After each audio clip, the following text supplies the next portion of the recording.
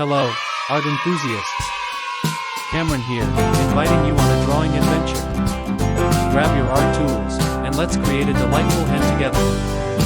Start with a simple oval for the hen's body. Add a smaller circle on top for the head. Hens often have a distinctive comb on their heads, so draw a small, curved shape there. Don't forget to give your hen expressive eyes with small circles and a friendly beak. Now, let's bring our hen to life. Sketch 2 wings on the sides and add some feathers for detail.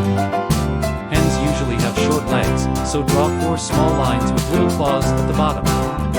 Give your hen a cute tail by drawing a few feathers at the back. Feel free to play with colors.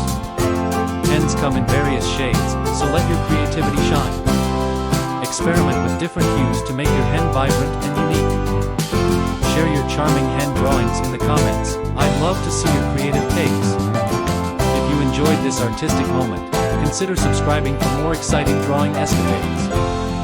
Keep those creative juices flowing, and I'm eager to see the imaginative wonders you'll bring to life with your hen drawings. Until next time.